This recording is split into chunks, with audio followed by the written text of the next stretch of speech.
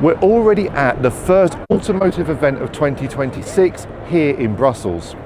In fact, the Brussels Motor Show has now become the place to be for car makers to launch new models in Europe and worldwide, with many here making their debut.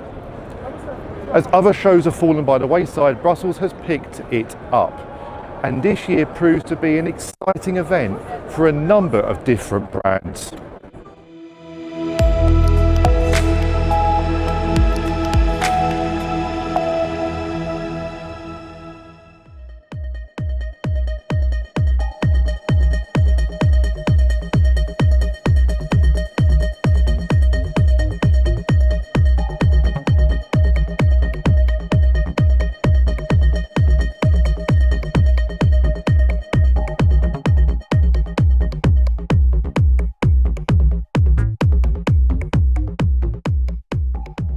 Kia arrived at the Brussels Motor Show unveiling its EV2, the latest in its EV range, its smallest electric vehicle yet, and a model that completes its battery electric lineup. Inside, Kia has brought everything it's understood from its other models into the EV2. You get a big chunky steering wheel with plenty of press buttons. You get seating that is comfortable and conforms to your body, and a headrest that we found very comfortable in the EV3. You get plenty of storage, you get a wireless charging port for your mobile device, you get large infotainment and driver information screens, and you get as well a half sunroof that allows more lighting and makes the interior feel bigger than it is. Kia also announced their GT lineup for its EV range, including the EV2, EV3, EV5 and EV6.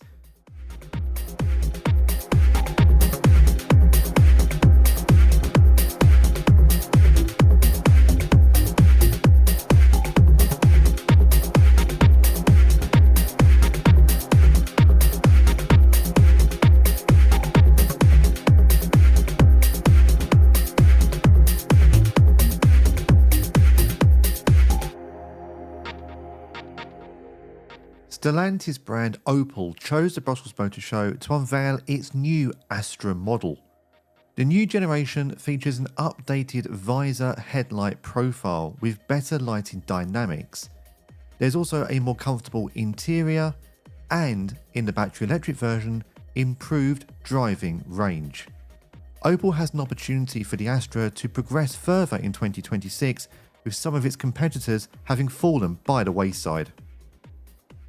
Meanwhile, Renault was showcasing its new Twingo on the stand. Having shaken up the electric vehicle market with the Renault 5 and Renault 4, it's hoping it can do the same with a small city car. But it is also diversifying its powertrain options with the new Renault Clio on display in its hybrid variant. This, the carmaker hopes, will provide plenty of opportunities to customers who don't want to go down the electric vehicle route just yet. Is the concept car making a comeback? You'd certainly think so here in Brussels. There's plenty of examples, many of them extreme. Take this for example, the Citroën ELO, a 6-seater family outdoor activity vehicle. The interior is extremely customizable with a central driving position for added adaptability. It's also easy to repair, with Citroën saying that the front and rear bumpers are the same size and the same shape, so it doesn't matter which one you need to replace. And many of the parts are made from sustainable materials as well. It also features no B-pillar, making it easier to get in and out. Now, concept cars like this really draw attention, and this is in a prominent place towards the entrance of the Brussels Motor Show. Sometimes they are just mad ideas, but sometimes they can showcase future models. For example, like the Ioniq Concept 3 from Hyundai, which will become the Ioniq 3, the car maker confirmed at Brussels. Although I do imagine it will lose its character light-up grille and window tints, but it will give a good example of the shape and size of the new model when it hits the market.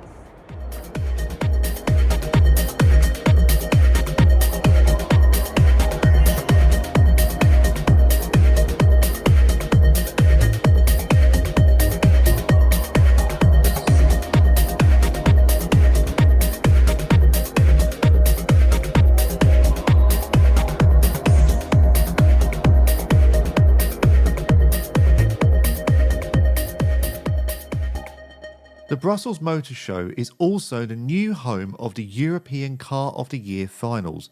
And for 2026, the Mercedes-Benz CLA, Kia EV4, Fiat Grande Panda, Dacia Bigster, Citroën EC5 Aircross, Skoda Elroq and Renault 4 competed for the title, with the Mercedes-Benz CLA topping the votes of the 59 jurors from across Europe. I must say it feels just great, and as I said, I'm really grateful because it means a lot to me, but not only to me, but also for the team.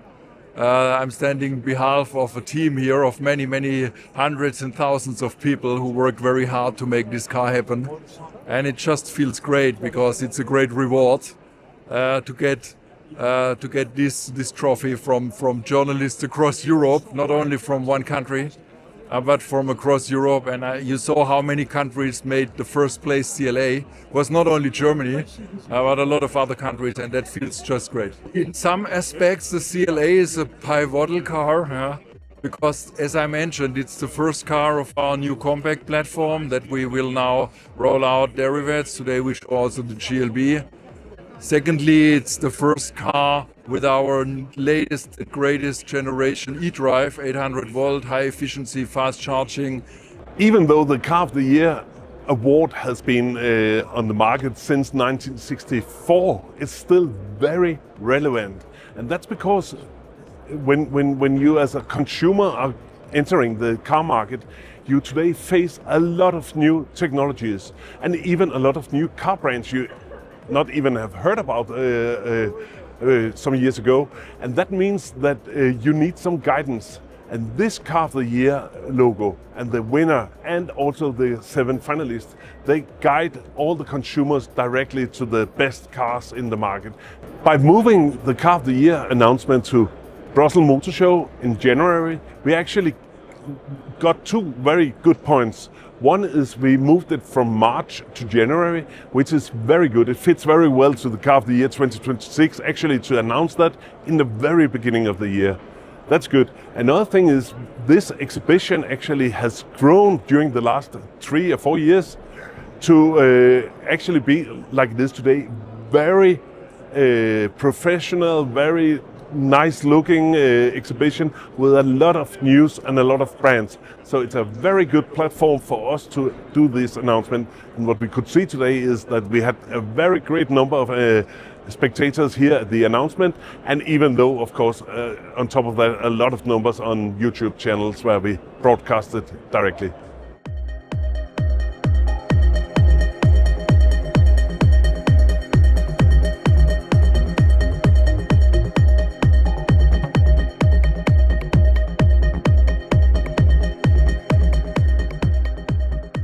Brussels played home to several Chinese brands, bringing European debuts to the show, such as BYD with the Atto 2 DMI plug-in hybrid, while JQ unveiled the new JQ 5 with its battery electric vehicle and plug-in hybrid variants.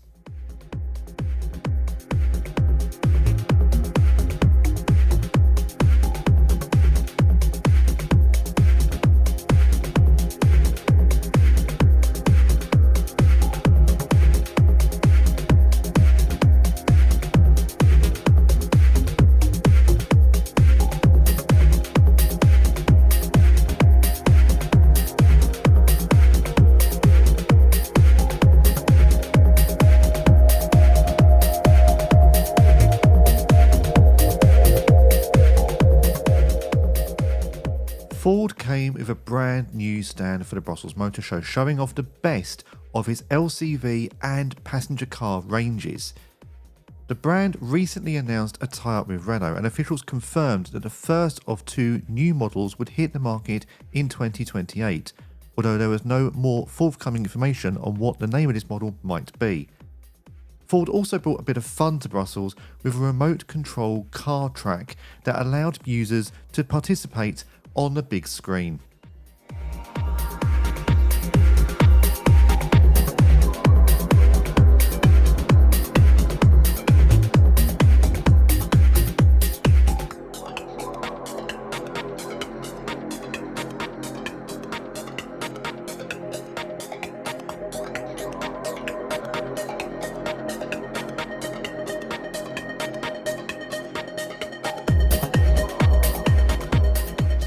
Brussels also saw Mitsubishi Motors return to the automotive fold, with models including the ASX, the Eclipse Cross, the Grande, and the Outlander plug-in hybrid. The carmaker took a break from the European market, but is now working with Renault to bring these models to customers across the continent.